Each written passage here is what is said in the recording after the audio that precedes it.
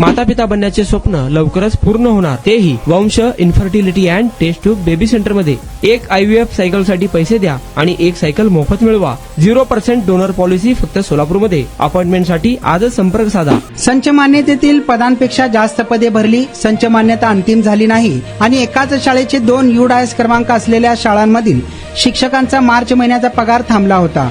फेब्रुवारीच्या पगारातून प्राप्तिकर इन्कम टॅक्स गेला आणि मार्च महिन्याचा पगार न झाल्याने शिक्षकांसमोरील अडचणी वाढत होत्या।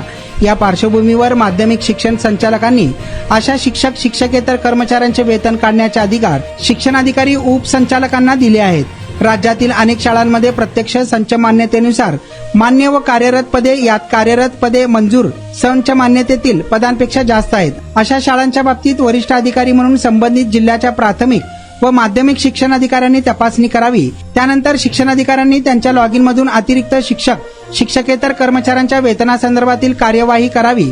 तसेच उच्च माध्यमिक शाळांच्या बाबतीत विभागीय उपसंचालक कार्यवाही करणार आहेत।